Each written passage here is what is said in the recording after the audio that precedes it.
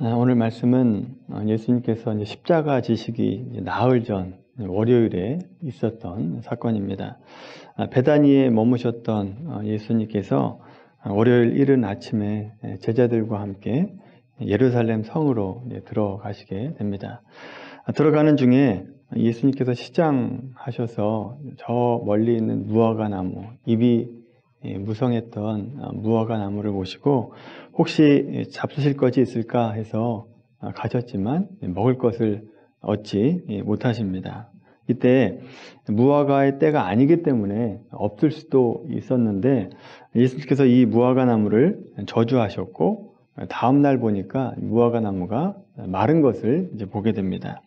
이처럼 시간상으로는 무화과 나무를 저주하신 것이 먼저 이고 성전을 깨끗게 하신 것이 다음에 있었던 일입니다. 그런데 이 무화과 나무가 마른 것을 보고 제자들이 질문한 것이 화요일이기 때문에 이 무화과를 저주한 사건에 대해서는 다음 시간에 다루고 오늘은 월요일에 있었던 성전을 깨끗게 하신 사건에 대해서 우리가 함께 살펴보도록 하겠습니다. 오늘은 성전을 깨끗게 하신 일입니다. 예수님께서 예루살렘 성전에 들어가셨을 때 사람들이 거기서 소나 양이나 비둘기를 팔고 있었죠. 그뿐만 아니라 돈을 바꾸는 사람들이 있었습니다. 예수님 당시에 왜 성전에서 이렇게 동물들을 사고 팔고 또 돈을 환전하는 일을 했는가에 대해서는 이미 앞에서 첫 번째 성전 청결하실 때 이미 말씀을 드렸습니다. 예수님의 삶에 대해서 네 번째 시간에 우리가 다뤘는데 네 번째 시간이니까 얼마 안 된 것 같지만 벌써 1년이 된 겁니다. 1년 전 말씀이기 때문에 혹시 잃어버리신 분이 있을 것 같아서 그 말씀을 상기하는 차원에서 왜 성전에서 물건을 사고 파는 일이 있었는가에 대해서 말씀을 드립니다. 이스라엘 역사 속에서 제사장은 아론의 계열만 대제사장 역할을 할 수 있게 됩니다. 그런데 로마의 지배를 받으면서 그 전통이 깨지기 시작합니다. 로마 사람들이 이스라엘을 쉽게 다스리기 위해서 비아론계 자손들까지도 제사장으로 임명을 하게 됩니다. 특별히 친로마파 사람들, 매국적인 사람들이 로마에 뇌물을 주면서 대제사장권을 사게 되는 거죠. 이 일의 대표적인 사람이 예수님을 죽이는 데 한몫을 했던 안나스입니다. 그리고 그 다음으로 안나스의 사위였던 가야바가 대제사장직을 이어받습니다. 그런데 이 대제사장직의 실권은 가야바가 아니라 안나스가 대부분 가지고 있었습니다. 이들이 한 횡포 가운데 하나가 성전 제사와 관련된 오늘 본문과 관련된 횡포를 저지르게 되는데 그들은 예루살렘 근처의 감람산이라고 하는 곳에 안나스의 점포라고 하는 가게를 운영을 했습니다. 이스라엘 절기 때가 되면 예루살렘만 아니라 각 사방에 퍼져 있는 유대인들이 3대 절기를 지키려고 예루살렘으로 모이게 되는데 그들이 와서 제사를 드리려면 짐승이 있어야 되잖아요. 그래서 그 짐승을 안나스 가게의 점포에서 팔게 되는 겁니다. 멀리 있는 사람들이 소나 양을 끌고 올 수 없으니까 돈만 가지고 와서 예루살렘에 와서 짐승을 사서 제물을 드리게 되는 거죠. 이렇게 팔았던 이유가 멀리 있었던 사람들이 좀 쉽게 편의를 위해서 편의를 제공해 주고 있는 겁니다. 자, 그런데 흠이 없는 제물을 하나님 앞에 드려야 되는데 흠이 있다 없다를 누가 판단하느냐 하면 제물을 드리는 제사장이 흠이 있다 없다를 판단을 하게 되는 겁니다. 이 권한을 이용해서 안나스 일가 사람들이 안나스의 점포에서 파는 짐승들은 흠이 없는 제물이다라고 개런티를 해주는 겁니다. 보증을 해주는 거죠. 우리식으로 얘기하면 보증서를 이렇게 주는 겁니다. 반면에 다른 곳에서 사오는 짐승들은 제사장들이 이곳저곳 트집을 잡으면서 이거는 하나님 앞에 제물 드릴 수 없는 제물이다 판단을 하는 거죠. 자, 그렇다 보니까 비싸더라도 안나스의 점포에서 파는 재물을 살 수밖에 없는 거죠. 울며 겨자 먹기로 살 수밖에 없었던 겁니다. 자, 이렇게 독점을 하다 보니까 폭리를 취할 수밖에 없었던 겁니다. 또 해외에서 오는 사람들이 성전세를 드려야 되는데, 반세계를 드려야 되는데 거기에 해당되는 금액도 로마의 돈으로 할 수 없고 오직 이스라엘 백성들이 쓰고 있는 세겔로만 드리게 됐습니다. 그래서 이때 돈을 환전하면서도 많은 양의 환차익을 얻게 되는 거죠. 자, 이렇게 장사하는 사람들이 소나 양이나 비둘기를 성전에 갖다 놓고 파니까 성전이 어떻겠습니까? 성전이 뭐 동물들의 우는 소리가 가득 차고 또 배설물의 냄새도 날 것이고 또 사고 파는 사람들, 뭐 흥정하는 사람들 얼마나 시장이 시끄럽습니까? 그러니까 마치 성전이 시장처럼 되었다라고 하는 거죠.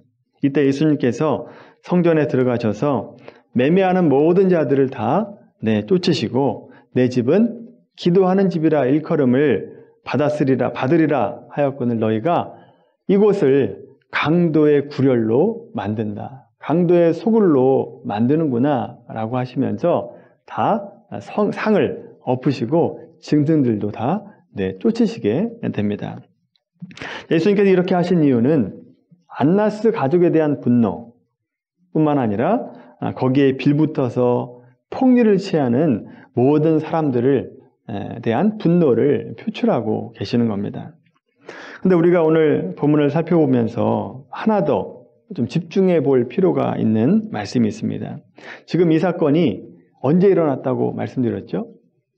예수님이 돌아가시기 나흘 전입니다. 월요일. 금요일이면 십자가에 죽으시는데 월요일 날 있었던 일입니다. 굉장히 중요한 날이죠. 그래서 이 사건은 예수님이 십자가와 관련된 좀 깊은 의미가 담겨 있다라고 하는 거죠. 두 가지 의미가 더 있는데 첫 번째 의미는 성전을 깨끗게 하신 이 일은 예수님이 메시아된 증거라고 하는 겁니다. 예수님 자신이 메시아다라고 하는 것을 증거하고 있는 사건이다라고 하는 거죠. 지난주에 우리가 나귀를 탄 사건을 보면서 이 나귀를 타신 것도 예수님이 메시아된 증거다라고 말씀을 드렸죠. 같은 맥락으로 이 성전을 깨끗게 하신 이 사건도 예수님께서 메시아 되신 증거라고 하는 거죠. 말씀을 한번 찾아보겠습니다. 스가랴 14장 21절입니다. 구약성경 1326페이지입니다. 학계 스가랴 말락입니다. 구약의 거의 뒤쪽에 있어요. 스가랴 14장 21절 말씀 1426페이지 스가랴 14장 21절 말씀입니다. 21절 말씀 같이 읽겠습니다. 예루살렘과 유다의 모든 솥이 만군의 여호와의 성물이 될 것인즉 제사 드리는 자가 와서 이 솥을 가져다가 그것으로 고기를 삶으리라. 그날에는 만군의 여호와의 전에 가나안 사람이 다시 있지 아니하리라. 아멘. 이 말씀이 오늘 말씀과 무슨 상관이 있는가? 상관이 없는 것 같지만 이 가나안 사람이라고 표현되어 있는 이 가나안이라고 하는 이 단어가 다른 곳에서는 상인이라고 하는 뜻으로 번역이 됩니다. 그래서 스바냐 1장 11절에도 그렇고 호세아서 12장 7절 말씀에도 이 가나안이 아니라 상인이라고 번역을 하고 있습니다. 그래서 14장 21절 우리가 읽었던 이 말씀을 그날에는 여호와의 전에 상인이 다시 있지 않으리라 라고 하는 말로 표현된다 라고 하는 거죠. 그러니까 성전을 청결하게 한 이 사건이 메시아의 사건이다. 메시아가 오시는 날에 있을 일이다 라고 하는 우리가 알 수 있게 됩니다. 두 번째 오늘 본문이 의미하는 것은 구약의 성전과 제사제도의 폐지를 의미하고 있습니다. 오늘 본문에 보면 매매하는 자들을 내쫓으셨다라고 되어 있습니다. 파는 사람만 내쫓으신 것이 아니라 사는 사람도 내쫓았다라고 말씀하고 있는 거예요. 그래서 팔고 사는 것 자체를 못하게 하셨다라고 하는 겁니다. 따라서 이 사건은 성전에서 장사하는 곳으로 만든 안나스의 가족, 그들만을 향해서 분노한 사건이 아니라 그것을 넘어서 성전의 제사 제도를 폐하신 사건이다라고 하는 겁니다. 그 대신 오직 죄사함은 예수 그리스도로만 받을 수 있다. 유일한 죄사함의 방법이 예수님으로부터만 온다라고 하는 것을 예수님께서 선언하시고 계시다라고 하는 거죠. 하나님 만나는 방법이 제사로는 이제 더 이상 안 되고 예수님으로만 된다라고 선언하고 계신 겁니다. 물론 구약의 율법과 제사라고 하는 것은 하나님께서 이스라엘 백성들에게 허락하신 죄사함의 방법이고 또 하나님 만나는 방법입니다. 그런데 구약의 율법은 이제 끝났다는 겁니다. 이제 신약의 시대 때는 제사를, 짐승을 드리는 제사가 아니라 예수 그리스도를 통해서만 하나님 만나고 죄 용서함을 받는다라고 하는 것을 선언하고 계십니다. 자, 이것이 어떤 의미인가 히브리서 10장 말씀을 한번 찾아보도록 하겠습니다. 신약성경 히브리서 10장 말씀입니다. 신약성경 362페이지 히브리서 10장 1절부터 10절까지 말씀입니다. 구약의 율법이, 구약의 제사가 온전한 방법이 아니다라고 하는 것을 말씀하고 있어요. 구약의 율법과 신약의 십자가를 비교하고 있는 말씀입니다. 이걸 생각을 하시면서 히브리서 10장 1절부터 10절까지 같이 읽겠습니다. 율법은 장차 올 좋은 일의 그림자일 뿐이요 참 형상이 아니므로 해마다 늘 드리는 같은 제사로는 나아오는 자들을 언제나 온전하게 할 수 없느니라. 그렇지 아니하면 섬기는 자들이 단번에 정결하게 되어 다시 죄를 깨닫는 일이 없으리니 어찌 제사 드리는 일을 그치지 아니하였으리요. 그러나 이 제사들에는 해마다 죄를 기억하게 하는 것이 있나니 이는 황소와 염소의 피가 능히 죄를 없이 하지 못함이라. 그러므로 주께서 세상에 임하실 때에 이르시되 하나님이 제사와 예물을 원하지 아니하시고 오직 나를 위하여 한 몸을 예비하셨도다. 번제와 속죄제는 기뻐하지 아니하시나니 이에 내가 말하기를 하나님이여 보시옵소서. 두루마리 책에 나를 가리켜 기록된 것과 같이 하나님의 뜻을 행하러 왔나이다 하셨느니라. 위에 말씀하시기를 주께서는 제사와 예물과 번제와 속죄제는 원하지도 아니하고 기뻐하지도 아니하신다 하셨고 이는 다 율법을 따라 드리는 것이라.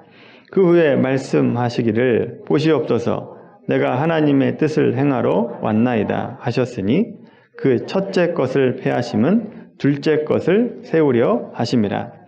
그 뜻을 따라 예수 그리스도의 몸을 단번에 들이심으로 말미암아 우리가 거룩함을 얻어노라. 아멘. 자, 1절 말씀 보세요. 율법은 장차 올 좋은 일의 그림자다라고 말씀하고 있습니다. 그러니까 실체가 아니라는 겁니다. 그림자라고 하는 거죠. 예수 그리스도께서 하신 일을 어떤 일인가를 보여주는 예표라고 하는 겁니다. 구약의 제사가 그렇다라고 하는 거예요. 자, 실체가 아니라 상징이기 때문에 구약의 방법은 죄를 지을 때마다, 절기 때마다 하나님 앞에 나와서 제사를 드려야죠. 짐승을 잡아서 피를 흘려야 됐습니다. 구약의 이 불완전한 방법을 온전하게 하신 분이 누구냐? 바로 예수 그리스도다라고 하는 거죠. 10절의 말씀 보시면 예수 그리스도의 몸을 단번에 들이심으로 말미암아 우리가 거룩함을 얻어노라.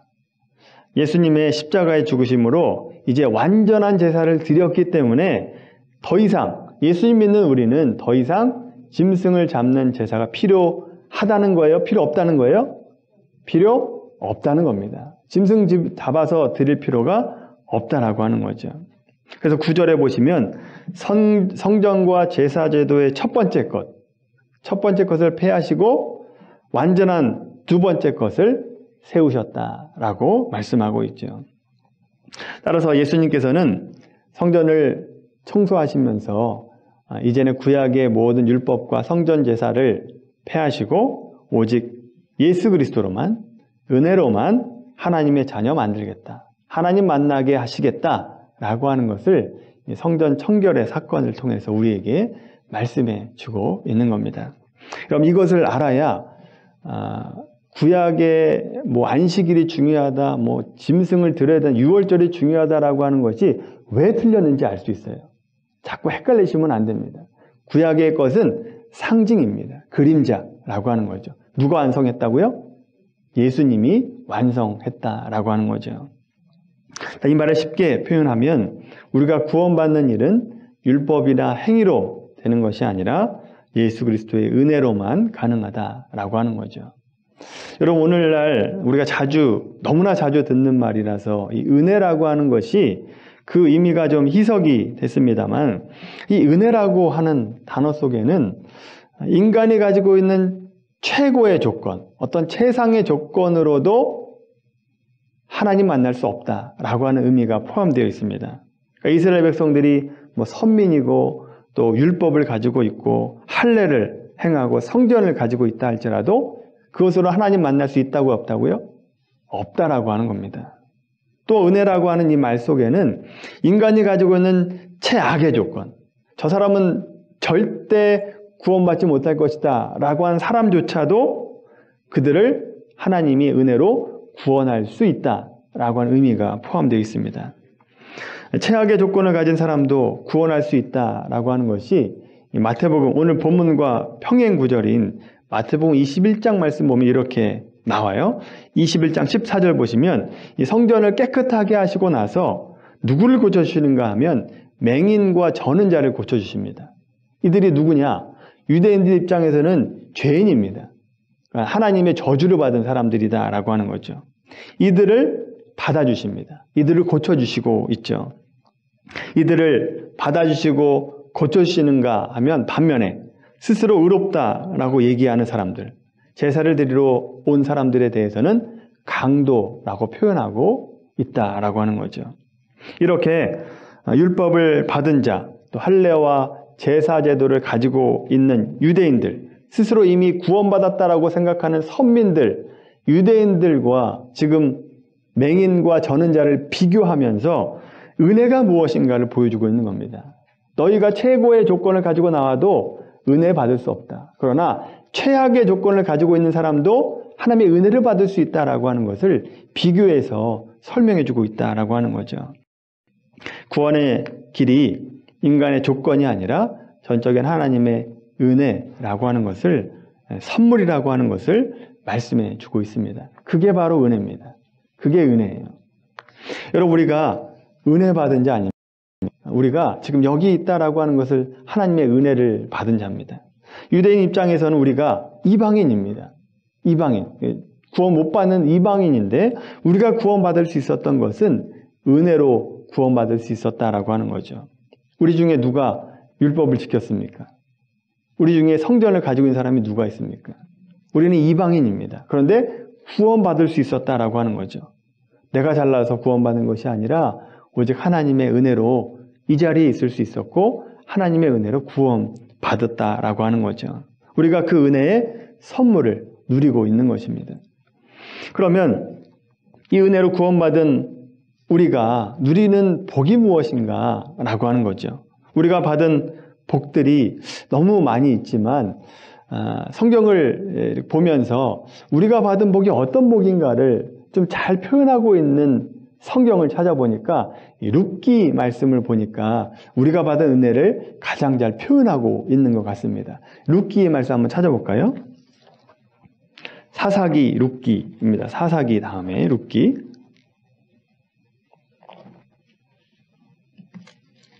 자, 룻기 1장 말씀을 먼저 한번 펴보세요. 자, 룻기 1장 말씀을 먼저 펴보시고 저를 한번 보세요. 자, 우리가 받은 복들이 참 많습니다만 룻기를 보면 하나님의 은혜 받은 자가 어떤 삶인가, 어떤 복을 받는가를 가장 잘 표현해 주고 있습니다.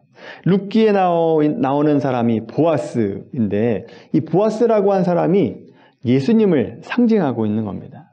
그리고 룻을 여러분이라고 한번 생각을 한번 해보십시오. 이 보아스가 이방 여인인 룻에 대해서 아주 특별 대우를 해주는 것을 보게 됩니다. 그것이 바로 은혜죠. 받을 수 없는 조건을 가지고 있는 여인인데 은혜를 받습니다. 예수님께서 우리를 사랑하신 것도 이와 같죠. 우리가 사랑받을 만한 어떤 가 없는데 하나님은 우리를 특별 대우해 주십니다. 우리를 상상을 초월한 은혜를 부어주신다라고 하는 거죠. 자, 이런 점에서 보아스의 사랑이 예수님이 우리를 사랑한 사랑과 아주 비슷하다라고 하는 것을 보게 됩니다. 자, 이렇게 보아스에게 은혜 받은 룻이 어떤 은혜를 받는가라고 하는 것을 우리가 한번 살펴볼 텐데, 첫 번째 받은 복은 룻기 3장 1절에 나옵니다. 룻기 3장 1절 말씀 한번 보세요. 룻기 3장 1절 말씀 보십시오. 같이 한번 읽어볼까요? 시작. 룻이 시어머니 나오미가 그에게 이르되 내 딸아 내가 너를 위하여 안식할 곳을 구하여 너를 복되게 하여야 하지 않겠느냐. 아멘. 첫 번째 룻이 받은 은혜가 무엇이냐? 안식을 누리게 된다라고 하는 겁니다. 여기 보면 나오미가 시어머니죠. 룻의 시어머니. 룻이 안식할 곳을 찾아주고 있습니다. 근데 여러분 눈여겨볼 것이 룻이 안식할 곳이 어떤 집이나 어떤 물건이 아니라 누굽니까? 보아스입니다. 보아스. 한 인격으로 가야만 안식을 누릴 수 있다라고 하는 거죠.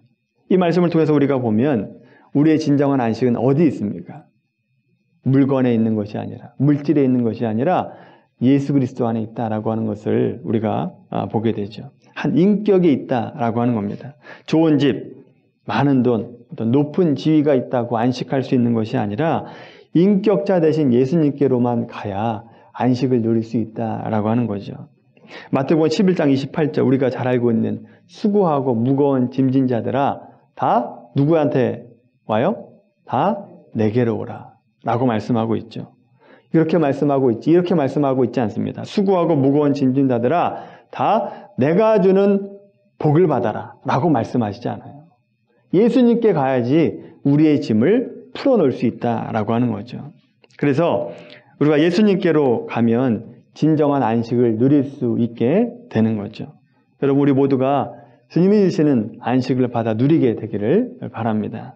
아무리 좋은 집에 살고 돈이 많아도 안식이 없으면, 평안이 없으면 아무 쓸데없다라고 하는 것을 우리가 살면서 깨닫지 않습니까? 여러분 다른 것보다 예수님이 나에게 안식을 준다라고 하는 걸 기억하시고 예수님 안에서 누리는 이 안식을 누리게 되는 우리 모두가 되기를 바랍니다. 두 번째, 룻이 받은 복이 있습니다. 필요를 채워주시는 복을 받습니다. 룻기 2장 14절입니다. 룻기 2장 14절부터 16절까지입니다. 룻기 2장 14절부터 16절까지 룻이 받은 복이 필요를 채워주시는 복을 받는데 어떻게 복을 받는지 한번 14절부터 16절까지 같이 읽겠습니다. 식사할 때에 보아스가 룻에게 이르되 이리로 와서 떡을 먹으며 내 떡 조각을 초에 찍으라 하므로 룻이 곡식 베는 자 곁에 앉으니 그가 볶은 곡식을 주매 룻이 배불리 먹고 남았더라. 룻이 이삭을 주우러 일어날 때에 보아스가 자기 소년들에게 명령하여 이르되 그에게 곡식단 사이에서 줍게 하고 책망하지 말며 또 그를 위하여 곡식 다발에서 조금씩 뽑아버려서 그에게 줍게 하고 꾸짖지 말라 하니라. 아멘. 여러분 룻의 어머니가 먹을 것이 없어서 가난했습니다. 뭐 일할 것도 없었고 또 땅도 없었기 때문에 가난할 수밖에 없죠. 그래서 할 수 있는 것이라고는 뭐 이삭 줍기밖에 없었던 겁니다. 근데 여러분이 보아스가 종들에게 어떤 명령을 하고 있습니까? 룻이 많은 이삭을 주울 수 있도록 볕단 사이에서 주우라는 겁니다. 이미 타작하고 난 땅 말고 아직 타작하지 않은 곳에서 줍도록 배려해라 라고 하는 겁니다. 그리고 그 가는 길목에 볕단을 뿌려 놓으라는 겁니다. 그렇게 주울 수 있도록, 쉽게 주울 수 있도록, 많이 주울 수 있도록 종들을 시키고 있습니다. 여러분, 이것이 룻이 모르게 진행된 특별 대우입니다. 룻에 대한 특별 대우죠. 룻은 물론 열심히 이삭을 주었습니다만 많은 이삭을 거둘 수 있었던 이유는 다 보아스의 배려와 사랑 덕분이었다라고 하는 거죠. 하나님께서 우리의 필요를 이렇게 채워주십니다. 우리도 열심히 살아왔고 남들보다 잘했기 때문에 여기 왔다라고 생각할 수 있습니다만, 그런데 여러분, 우리가 뿌린 대로 거두지 못할 때가 얼마나 많은지 모릅니다. 뿌린 대로 거둔다. 내가 일한 대로 거둘 수 있는 것은 하나님의 은혜라고 하는 거죠. 시간과 돈과 노력을 투자해도 거기에 상응하는 대가를 못 받을 때가 얼마나 많습니까? 그래서 우리가 뿌린 대로 거두게 하시고 또 많이 거둘 수 있게 하신 것은 하나님의 은혜라고 하는 거죠. 우리에게 베풀어 주신 특별 대우입니다. 우리의 삶의 현장에도 하나님께서 은밀하게 뿌려놓으신 은혜가 있습니다. 그 은혜를 우리가 줍고 있다라고 하는 거죠. 나는 모르지만 하나님께서 미리 앞서 가시면서 뿌려놓으신 겁니다. 그러니까 주울 때는 얼마나 편하게 줍습니까? 우리가 이런 은혜를 받고 살아가고 있다라고 하는 것을 깨닫는 우리 모두가 되길 바랍니다. 세 번째, 룻이 보아스로부터 받은 은혜이자 우리가 받은 은혜가 뭐냐? 책임져 주시는 사랑을 받습니다. 룻기 3장 8절입니다. 룻기 3장 8절 말씀입니다. 룻기 3장 8절 9절 말씀 같이 읽겠습니다. 밤중에 그가 놀라 몸을 돌이켜본즉 한 여인이 자기 발치에 누워있는지라. 이르되 내가 누구냐 하니 대답하되 나는 당신의 여종 룻이오니 당신의 옷자락을 펴 당신의 여종을 덮으소서. 이는 당신이 기업 물을 자가 됨이니이다 하니. 아멘. 자, 보아스가 밤에 자다가 몸을 움직이다가 사람이 있는 것을 발견하고 일어섭니다. 일어나서 당신 누구냐? 라고 물으니까 룻이 당신의 여종 룻입니다. 라고 대답하면서 당신의 옷자락으로 나를 덮으십시오. 라고 얘기를 합니다. 우리가 볼 때는 이상합니다만 그때 당시에 문화입니다. 한 여인이 옷자락을 덮어달라라고 하는 것은 나를 걷어주십시오. 라고 하는 당시 청혼하는 풍습이다. 라고 하는 거죠. 여기서 유대인의 간습 중에 하나였던 기업 물을 자가 무엇인가를 우리가 좀 알아야 되는데, 기업 물을 자는 이런 겁니다. 그러니까 첫째 아들이 결혼을 했는데 첫째 아들이 자식이 없이 죽고 아내만 남았다라고 한다면 그 아내의 기업 물을 자가 누구냐? 둘째 아들이 기업 물을 자가 됩니다. 그런데 이 둘째 아들이 나는 형수와 결혼하지 않겠다라고 선언을 하면 자기 신발을 벗어서 표를 하게 됩니다. 나는 기업 물을 자가 되지 않겠다라고 표를 합니다. 그러면 셋째 아들이 기업 물을 자가 됩니다. 그런데 셋째 아들도 기업을 물지 않겠다라고 선언을 하게 되면 더 이상 아들이 없으면 그 기업 물을 자의 자격이 친척들에게 넘어가게 됩니다. 이게 보아스가 룻의 그런 기업 물을 자가 되었다라고 하는 거죠.